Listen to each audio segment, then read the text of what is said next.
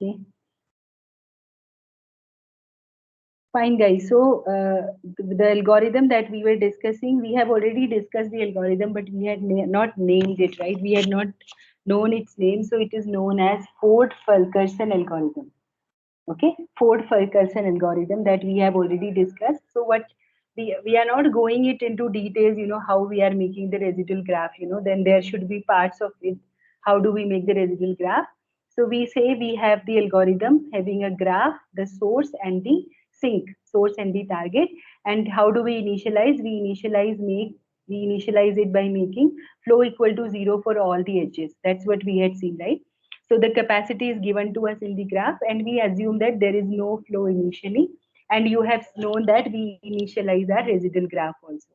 GF equal to residual graph G, wherein we had seen that this is what it will come under the residual graph. How to make residual graph? That initially the residual graph is same as the graph. That's what we did.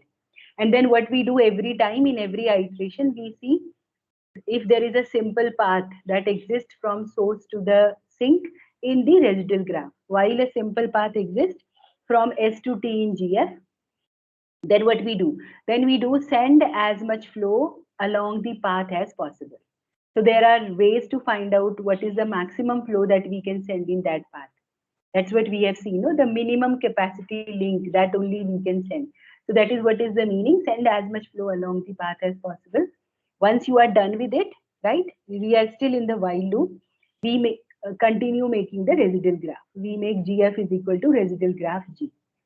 And then finally we return the flow.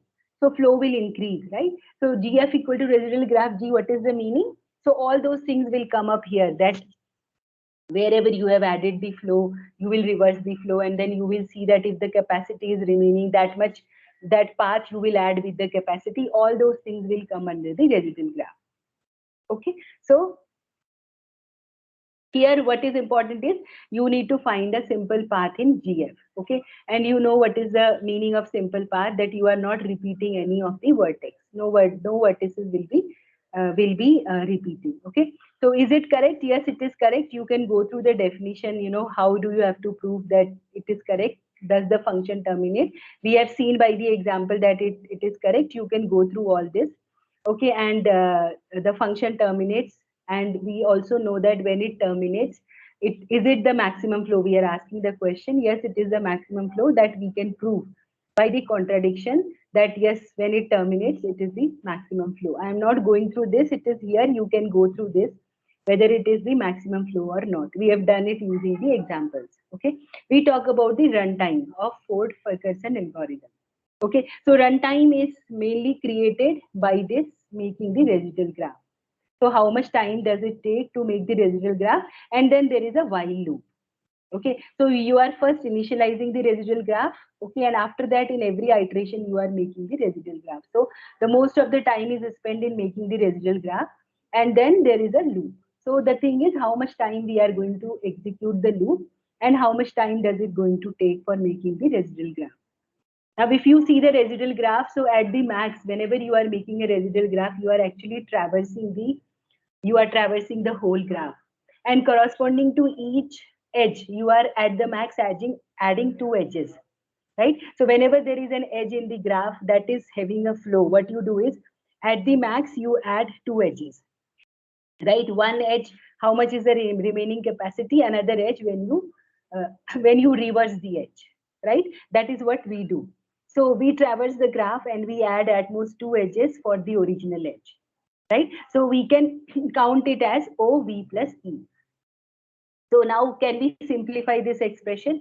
So if you consider that number of edges are more than we simplify it to OE, because you know that all nodes exist on the path that exist from S to T. So we simplify this OV plus E to OE. Now the next thing is how much time this executes. So while a simple path exists from S to T in GF, right? So to find out whether a simple path exists or not, again we can apply BFS or DFS to find that out. Again, it is going to be OV plus E. It can be either. It can be OE, right? Sorry. Then we come to to bound this, how many number of time the loop is going to execute. while a simple path exists. You have seen that how many number of times, the question is how many number of times uh, we are able to we will be entering into this loop. We there was a condition, we found that when there is no simple path exist, we stop, right? So if you see, we will not know exactly when it is going to happen, when it is going to you know uh, when you will say that it will terminate. Okay, but we can always bound the number of times the loop will execute. That means we can actually find the maximum number of times. Okay, so you saw in the previous example, I think in the first case we did it 3 times. In the next case, in the next big example, we did, I think, 4 or 5 times, right? So basically what happens, when you saw the flow was 14, right? So once you started increasing, first I think you sent flow of 8, then you added 2 to it, then you added another edge, like that you keep on adding. So but you will realize that you will not go beyond max flow, right? Once you will see that when do you stop the algorithm, when you have actually sent the maximum flow possible. That was 14, right? So now how do we go about it? We say that how can we bound the number of times this loop will execute? Suppose, just take an example, that every flow, every time I increase flow only by 1. Just imagine that the condition is such that I am able to increase flow only by 1 at a time. Okay, so suppose max flow is 14, maximum flow is 14, and I am able to increase the flow only 1 at a time in one iteration. So I will do one iteration. Next iteration, I will add 1, 1, 1, 1, like that. So till 14, I will have to do so many iterations. But generally, this never happens, right?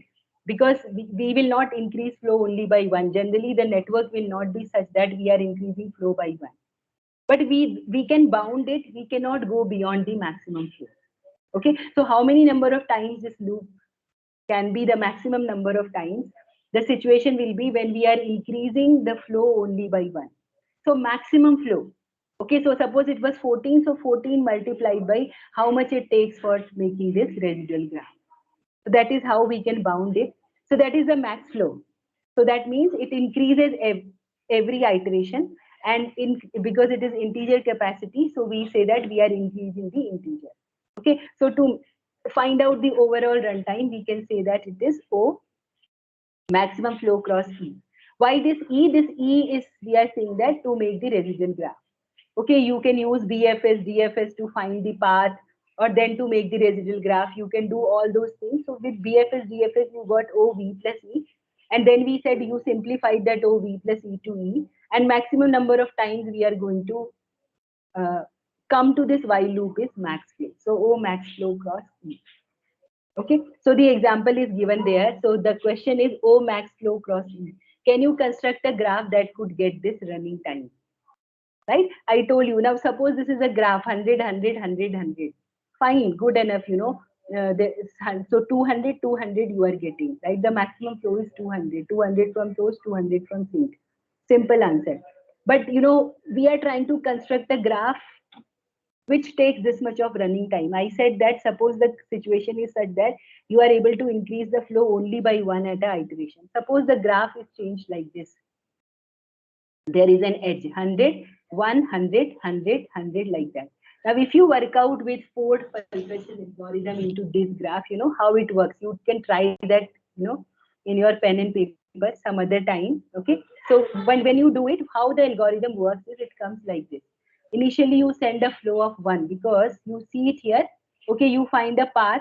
Okay, you find a path. Suppose you must be saying that I can find this direct path from 100 and then this 100. Okay, so suppose you find a path 100. No, the condition in Ford-Fulkerson algorithm is we always try to find the path which is of minimum capacity. Okay, so we try to find the path of minimum capacity. So as per the algorithm, though I know this is the right way, this could give me the maximum flow. But because I find this path, so I go from here, here, here. I send only one flow. So I send only one flow. Okay, and then I make the corresponding residual graph. So the residual graph tells me after making the residual graph, we are going to reroute. Okay, so when we reroute, it comes like this. This one goes here, this one goes here. Okay, and then this is a 0, means nothing flows from here. This one goes here because you have performed the rerouting. The one that you had sent here, that one goes here because of the rerouting. So what happens here? You don't send any flow. Okay, then next time when you send a one comes here and a one comes here. Then it keeps on growing. So then a two comes here, one. This one comes here, this two goes here. As per the algorithm, if we start working. So what happens is, it then again zero comes here. This two, two, two, two. So you have to make so many number of iterations. So every time you are able to increase flow only by one. So this is a graph that, if something like this is there, your run time will come as max flow cross mean. Because here, it is like the chain is as strong as its weakest link. Okay, because the algorithm says that you find a minimum capacity path and then you are going to work it out. That's how it works. So then what happens? So this is a problem that was identified in Ford-Fulkerson algorithm. Then there is a very simple solution, right? The simple solution is when you find a simple path, you have to update it, right? So when you find a simple path, so if I update the algorithm when you find a simple path, you also see that what do you call that? How many what is the length of the path, and you choose a path which is of minimum length.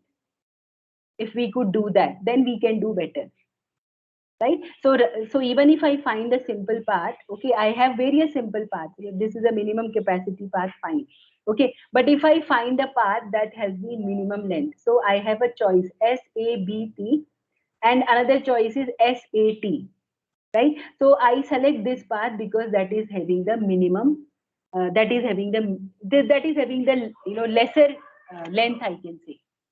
Okay, rest everything remains same there. Then that algorithm is known as, there is a next version that is known as Edmondes-Karp algorithm. I mean, it is the one of the variant. Rest everything remains the same. How the G and GF all concepts remain same. So this is called as the faster variation of the Ford-Fulkerson algorithm, that is known as Edmondes-Karp algorithm. So what we do is select the shortest path in terms of path length, you can say, or in number of edges from S to T in GF. In GF, we find such a path. And how can we do this? We can do this. We can use BFS. Okay. And then when we do the running time, the running time of the algorithm comes as OVE square. Okay. So we get it as, because it will not have the issues that we saw. Okay, this is available in the book. We can do it from there. If you want to really interested in understanding it in a more better way, how it is the proof is there in the book, how the learning time comes as OVE square. Okay, and there is another algorithm that is known as, there are various algorithms basically to do this. I have a full page from wiki that what all algorithms are available. So this is also called, there is another algorithm that is known as pre-flow push. That is also known as push relabel algorithm. The running time for that is OVQ. Okay, there is a list of variations, a list of algorithms for this max flow problem. Okay, it is here. So the Ford-Fulkerson algorithm is its complexity is OE. Max of F is the maximum flow. F we are calling as max of flow. Then Edmondes-Karp OV square. There are various other algorithms also. That is push relabel maximum flow algorithm, OV square E. There are various algorithms with all this with the year that they have come. Okay, Edmondes-Karp. Then with the year wise, there is a wiki page that you can just see. And this is the wiki page that you can see. Okay, so maximum flow, if you write, you get many algorithms. These are various variations of the algorithm. Okay. Then what you were talking about, that we can change the constraints. Yes, we can change the constraints, and there are various variations to it. Okay, so this we have already. So this is what we had seen. The basic three constraints that we discussed was inflow is equal to outflow, and flow along an edge cannot exceed the edge capacity, and flows are positive. These were the three constraints we have seen. when we discussed the maximum flow problem. And these are called as the three properties of network flow. Okay, so now this is important about it, right? What is this? If one of these properties is true, then all are true. Each implies the other. That's about the network flow properties. If I say F is the maximum flow, if I say F is the maximum flow, then see the third property. Mod of F means whatever is the value of F is the minimum capacity cut that we have already seen. And also GF, if F is a maximum flow, when you reach to the maximum flow, then your GF, that is residual graph, has no path from S to T. Then you stop. That is your network flow. These are the properties of your network flow, right? So we have already discussed this Ford-Fulkerson algorithm, right? So that is what we saw in that context. And then we talk about various applications of the flow problem. Okay, various applications of the network flow problem. Okay, so one of the interesting problem that we can solve using network flow problem is bipartite graph matching. Quite interesting. Okay, so you all of you know the, excuse me, all of you know the meaning of bipartite graph. You know the meaning of bipartite graph matching. How can we solve it using the network flow problem? Okay, so what is a bipartite graph? Just to revise, a graph where each vertex can be partitioned into two sets, set X and set Y, such that all edges connect a vertex U that belongs to X and a vertex V that belongs to Y. So you have A, B, C, D, you have E, F, G here. Okay, you are just having a matching. So this is the bipartite graph matching. Now what we want to do is we want to find the maximum matching. The question is we want to find a maximum matching. First of all, what is a matching? A matching M is a subset of edges that such that each node occurs at most once in M. Okay, so M is a matching such that each of the node occurs at one. So bipartite graph is one thing. That bipartite graph is, it's a graph wherein you have two sets, two disjoint sets. So some nodes are in X or some nodes are in Y. Then what is a matching problem? The matching is, it's a matching of edges such that each of the vertex can come at most once in the matching. From this set also, from this set also. Okay, so for example, if you have these two sets, is this a matching? C to G and D to F? Yes, it's a matching, because if you say matching M, so you have CD and you have FG. C is matching with G, D is matching with F. Each of the vertex is coming only once. Let us see another example of, this is an example of matching. This is also an example of matching. The same thing, and you have also added A is matching with E. Okay, now if I change this graph, like this is a matching, if I make it like this, now what is happening? B is matching with F, also D is matching with F. So if I see matching, it is BF, DF, CG. So F is repeated. So this is not a matching. Okay, this is not a matching. Why? Because a matching M is a subset of edges such that each node occurs at most one in M. And if you try to make the matching of edges like this, F is repeated. So now, what exactly we try to do? Bipartite graph matching. So what is the question? The question is, we want to find the maximum matching. Okay, a graph, what you say. So what is given is a graph, a bipartite graph is given to me, and we are supposed to find the maximum matching. And obviously, the constraints would be given. Okay, the constraints may be different constraints. Okay, constraints may be like this, in between the network is creating an issue from my mobile. Okay, so basically so some constraints are given to us. Basic constraints are that, for example, one vertex, one node can be matched with only one, but the constraints can be changed. The constraints can be like this, that one vertex can be repeated in set Y, let us say.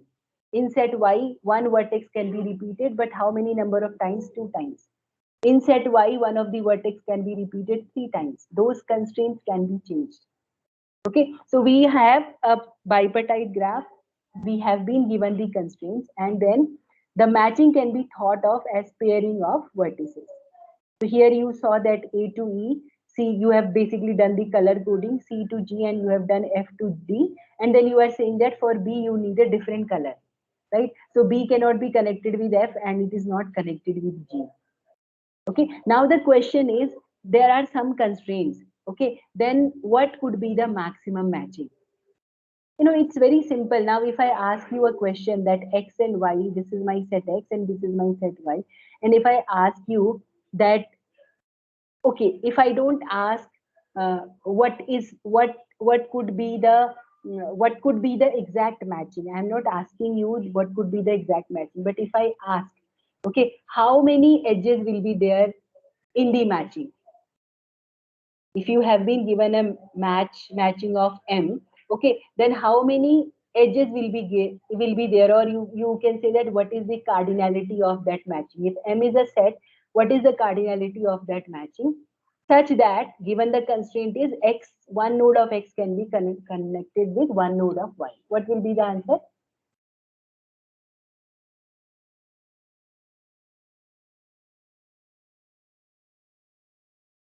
Manasa, you can answer. 3, ma'am. Yeah, it will be 3. Yes, it will be 3. Why? Because the basic constraint is given to you that one node can be connected with only one node. So the answer is 3.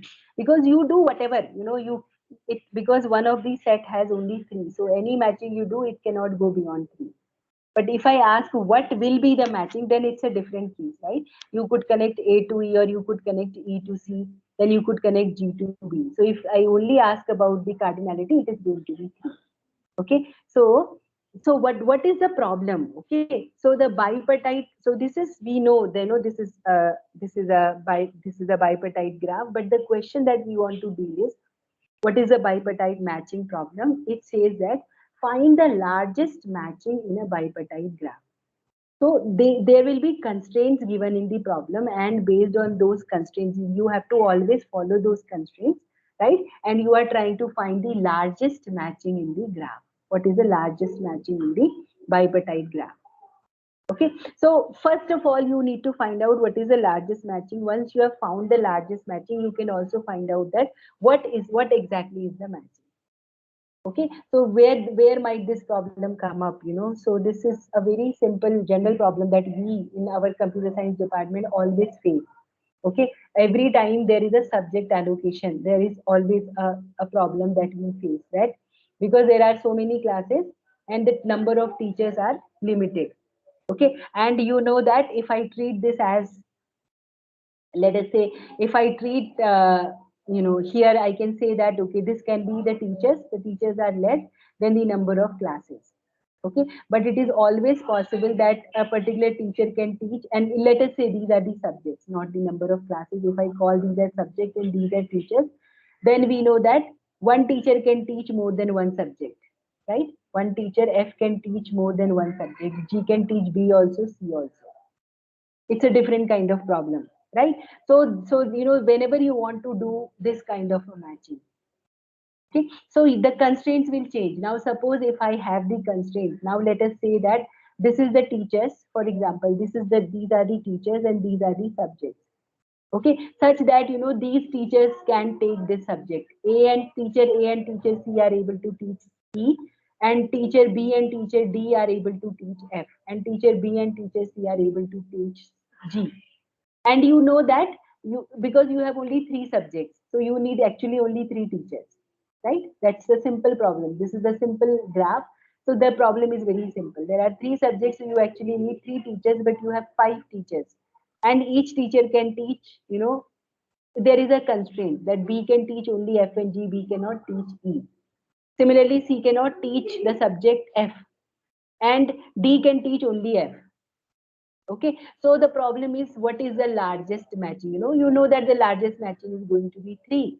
So but how should you match it up? Okay, there are other constraints also when you do the timetabling, you have to see the time of the teacher, and one teacher is taking these classes, you have to see, whether the class is available. That's a bigger problem than this, but something like this can come up. Okay, so the question is, suppose what courses should each person teach? Okay, so anytime we want to match n things with m, but not all things can match. So wherever you get something like this bipartite graph matching kind of a problem, we can convert this to a network flow problem. How it is? Very interesting. Okay, so we don't go for greedy or dynamic programming right now. First, we convert this to a a flow problem. So what do we do is we set it up as a flow problem. Okay, what we do is, if let us say these are the teachers and these are the subjects, so we consider this as source and this as sink. Okay, and then what we do is we introduce a new node S here and we make all the connections, and we introduce a new node T over here like this. So we set it up as a flow problem. So this was what was there, A, B, C, D, and this was a graph. There was no node. It was an undirected graph, right? So now we made the graph as directed. We know the flow problem will work only on the directed graph. So this is what we said. So we are trying to say A can teach E, C can also teach E, B can teach F, B can teach G, and D can only teach F. These are the subjects, these are the teachers, and then we introduced a source node like this, and according to how you have introduced the source node, you will make the edges and you will introduce a target node. Now, what is the now when you know that when it's a flow problem, you also need to introduce the capacity, edge weights. Let's keep all the edge weights as same as 1. Let us give the capacity as 1. Okay, so this is what we do. So we make all the edge weights as 1, and then we try to find out the matching. We make it as a graph problem. So you know that the graph problem will be, you will see here 1 1 1 1. If you set all the edges are 1 1 1 1, but you know that minimum capacity cut is 3 only, 1 1 1.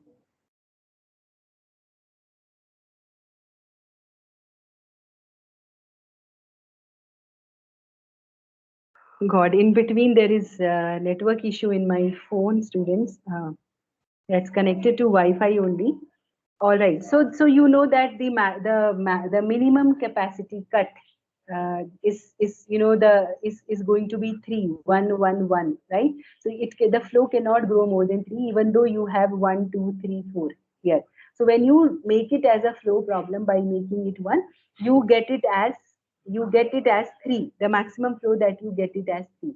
Okay, so this is what you get. After we find the flow, how do we find the matching? So this is the flow that you get. When you make the flow, these blue lines you get S to A to E, E to T. Then you make S to B, B to G, and G to T. S to D, D to F, and F to T. Like that you get. Okay, like that you are getting. So you will say that A will teach E, okay, and B will teach G, and D will teach F. Like that you are going to get.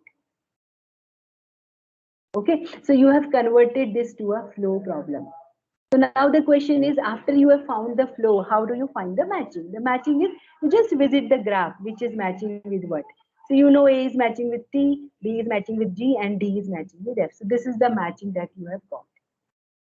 Okay, so it's like you have reduced the bipartite graph matching problem to network flow problem. You have set it up as a flow problem.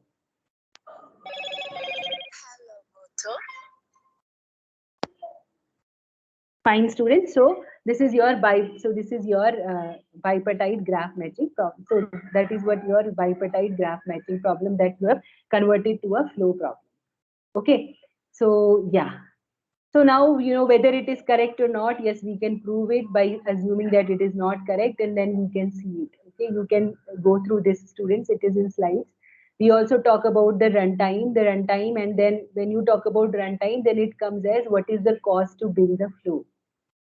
Okay, so each existing edge gets a capacity of 1. You can give the capacity as 1, and then how many edges you introduce. Okay, so how many edges you introduce is, you will realize that you are actually introduce only V edges. how many vertices are there? 1, 2, 3, 4, 5, 6, 7. And you have actually introduced V new edges. 1, 2, 3, 4, 5, 6, 7. Rest of the edges were already there, right? So, and then, the V is OE. When you say V, it comes as, the vertex comes as OE. Okay, so you can do maximum flow calculation if you apply Ford-Fulkerson algorithm for doing maximum flow calculation.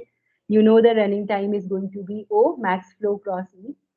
And if you use Edmonds-Karp, your max flow calculation difference will have a different complexity, and pre-flow push is going to have a different complexity. So accordingly, if you use basic Ford-Fulkerson algorithm, your maximum flow becomes OV. Okay, and then you get it as OVE, maximum flow, because maximum flow comes as OV. Here in this case, okay, maximum flow will come as OV. So it becomes as, if you do maximum flow calculation, it comes as OVE if you use the basic Ford-Fulkerson algorithm. Okay, so you can go through all this, students. So there is one variation of bipartite matching problem. Okay, the problem is find the largest matching in a bipartite graph. For example, we have just done little variation in this. CS department has N courses and M faculty. Okay, every instructor can teach some of the courses. What courses should each person teach such that each faculty can teach at most 3 courses a semester? Okay, so you can say this problem doesn't work out exactly here. Here you can assume that these are the faculty, let us say. So let's not say that these 3 are the courses. The courses are 1, 2, 3, 4, or more courses. There are more courses than the faculty. That actually happens, right? So you have more courses than the faculty at a time. Okay, so in our case also, when we are running the physical classes, you will see that maybe we are 32 faculty, but when you say courses, you divide the courses section wise also, section A, section B, section C. So the number of courses are always more. So for example, there are, and if you include labs also, for example, let us say there are 60 courses and faculty are 35, let us say. So obviously each faculty teaches more than one course, but there is a different expertise of faculty. Some faculty cannot teach some particular courses, right? And some faculty would they can teach some, maybe one faculty can teach 3 courses, that is one restriction. And there are some particular courses that a particular faculty can take up. So then the constraint changes, right? So each faculty can teach at most 3 courses a semester. Okay, so then you can change the S edge weights representing faculty to 3. So when you want to make such a mapping, you change the edge weight. Okay, so the edge weight you can make it as a 3 rather than changing it as a 1, because it is not 1-1 matching. Then accordingly you can change, and your maths flow will change accordingly. So these are the kind of applications that we do it. Okay, so I have written here now from slide 23 onwards. This is 23 slide. This is the slide number 23. 23 is the same slide. Okay, you have to do a self study, because you will see in all the problems that we have discussed. So we have put 4 problems there. In all the 4 problems, we are converting it to a network flow problem. One is a survey design problem. How do you design a survey? Then H disjoint path and maximum independent path, and then the wireless network. The 4 problems, how do we convert them to the network flow problems? We can convert them to network flow problems. Okay, so you can go through this survey design. So you are designing, you want to design a survey where you have the requirement of the survey is like this. Design survey asking N consumers about M products. Okay, and can only survey consumer about a product if they own it. That they can give a survey about a product only when they own it. Okay, question customers about at most Q products. Okay, you can question a consumer about at most Q products. You cannot ask a consumer, to give review or to give a feedback of every product. Each product should be surveyed at most S times. Okay, so now the question, now what is the problem? The problem is maximize the number of surveys or questions asked. That's what you want to maximize. Again, you have to convert it to network flow problem wherein you have to maximize. So it's a max flow problem basically. Okay, how can you do this? It is there in slides, students. You need to go through this. So you have consumers, you have products, again you have S, you have T, and then based on the constraints, you can the capacity you can give here is Q, the capacity you can give here is S. So you need to go through this. Okay, so then it is correct. These things you can just go through. Then edge disjoint paths. Okay, so you say that there are in a directed graph is given to you. You want to find out how many maximum disjoint paths, how many maximum edge disjoint paths are there. So what is an edge disjoint path? So two paths are edge disjoint if they have no edges in common. Okay, there are two paths. Okay, they will be called as edge disjoint, like similar to disjoint vertex. So these two paths will be called as edge disjoint paths if they do not have any edge in common. Okay, so for example, there are two paths. One is with blue color, 5 to 2, 2 to 3, and another path is this. No, now the path is not any path. The path has to start from the source, and source and target are common in this. So you have two edge disjoint paths. Okay, so the question is like this: given a directed graph G is equal to VE and two nodes S and T, you need to find the maximum number of edge disjoint paths from S to T.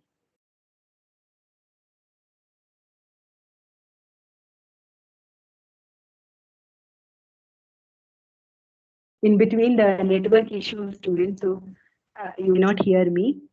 Okay, so this is the edge disjoint path problem. So graph is given to you VE, and you have been given two nodes S and T. You want to find out the maximum number of edge disjoint paths. That actually helps you. Where exactly it will be used. Such kind of problems means, if let us say these many edge disjoint paths are there, I can give parallelly. In these edges, if I want to find something, if I want to flow something, I can actually give parallelly. Edge disjoint Having edge disjoint path means I can actually do parallel activities here. If you think it that way, so wherever you need a parallel processing between S and T, so you want to find out the edge disjoint path, and you can apply the same operation parallelly by increasing the resources. Okay, so that's an interesting problem. Okay, why might this be useful? So you can read this, students. Edges are unique resources, communication or transportation. And then it also tells you that how many concurrent non-conflicting paths do we have from S to T. Okay, then you have, you can discuss, you can see this, we have put it here. Okay, so it's a simple, then there are various maximum flow variations. We have the concept of, if we have multiple sources and multiple sink, okay, then how do we take it up? Okay, then there are various variations, and uh, this is what was Priya was telling on the very first day, that is maximum flow variations. So you can also have vertex capacities. So in addition to having edge capacities, we can also restrict the amount of flow through each vertex. That is also possible. I can say that the amount of flow in each vertex is 15. I can restrict it. It cannot take more than 15. We can do that. So if you have this kind of a path here, by default you were saying that if 20 comes, A can accommodate all 20. Okay, so that's what, and then this 20 we were flowing through, but we can also restrict that. We can say that this A can accommodate only 15. So even if this edge has a capacity of 20, but it cannot take more than 15. Or what Priya was telling on the very first day, you can set this, like you have set it as 15, you can also make it as, let us say, 50. That A can accommodate 50. So even if 20 comes here, it is not bound to flow through all 20.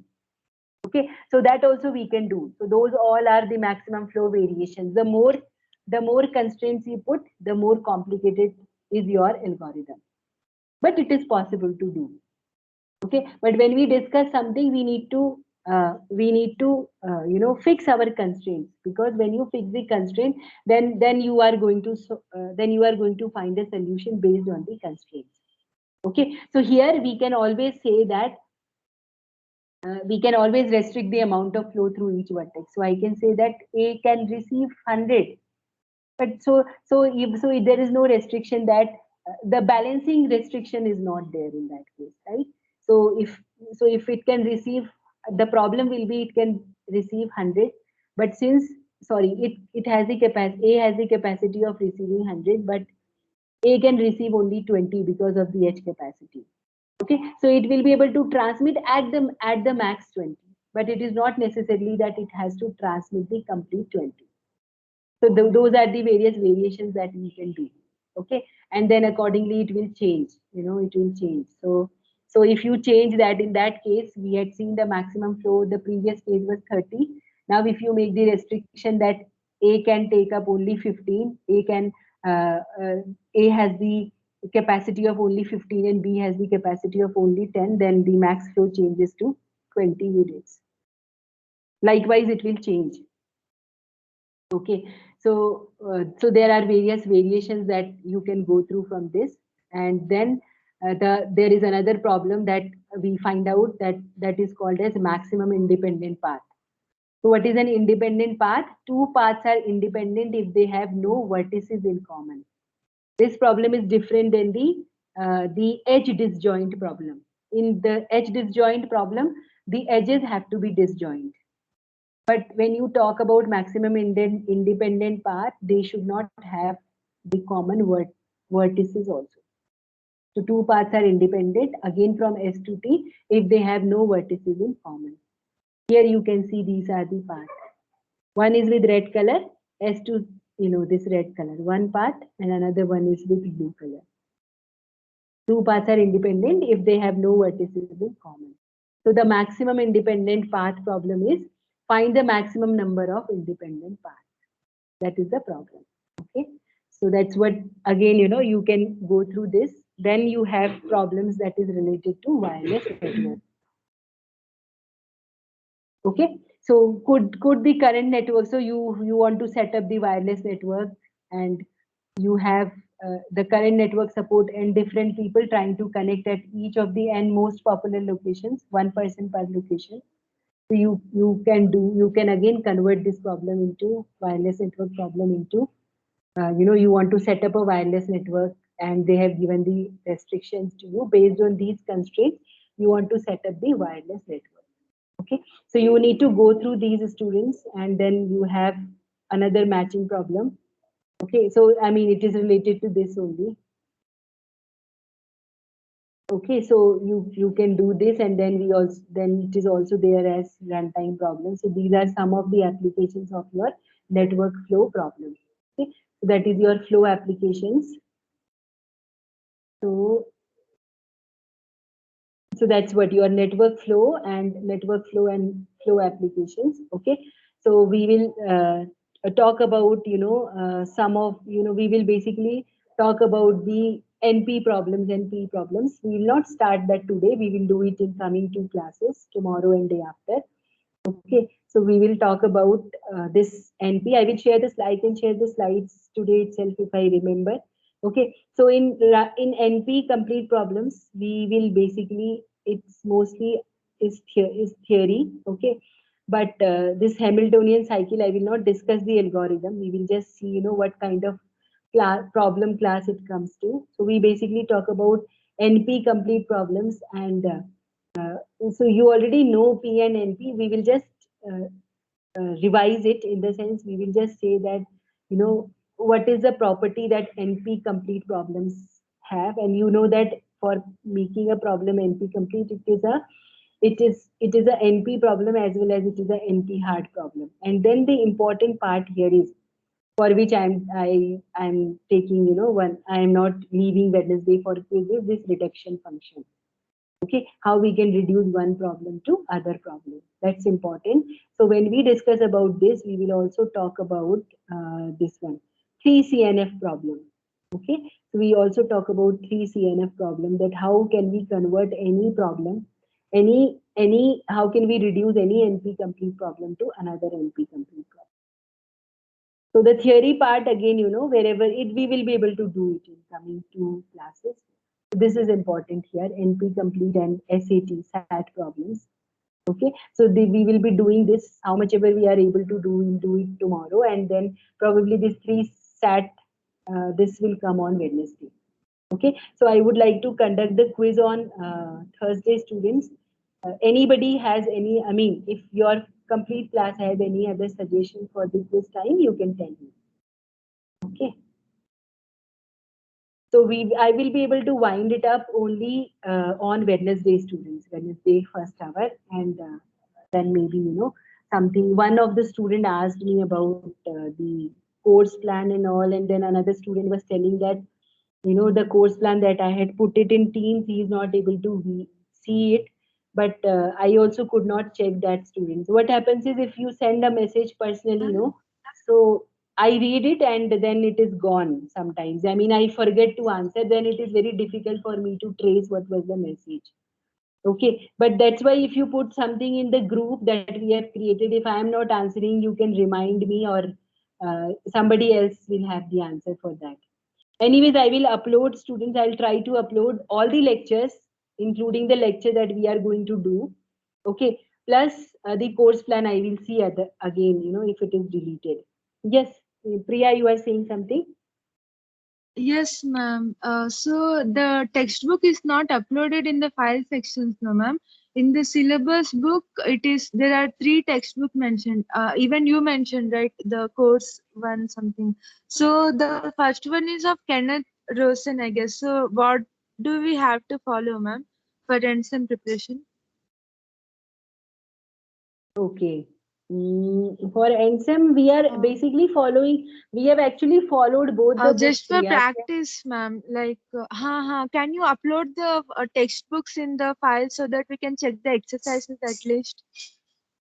I have not uploaded it, is it? Okay, I will upload. I will upload. I could not So find it. Probably, yes, ma'am. I will maybe recheck it. I will. No, I will upload. I will do it today. I'll try to do it. I mean, today afternoon, uploading of both the books plus uploading of the lecture that I am going to do. So we have actually done till L17 today. L18 is the next lecture that we are going to do in 2 classes. So I will upload this everything. So another student was telling that the course plan also it is showing deleted. So Course plan, I don't actually, know I what. was able to open it today morning, ma'am. From there only, I got 3 textbooks. I was searching them. Those were like very standard ones. Introduction to algorithms. I don't know like what all to follow. I will just recheck. It is not exactly according to the course plan. Okay, now So Priya I is think not only audible. few of the Yeah. topics are. Oh, sorry.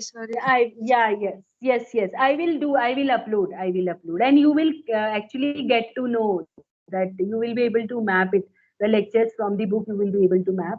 So mostly we have followed the Coreman's book. We have followed. Okay. So I will do all that, and wherever notes I want to give means this chapter from this, that also I will give. Okay. I will do that today, students. Yeah. All right, students. So we will wind up for today. Okay. And yeah, thank you. Thank you, students. Thank you, ma'am.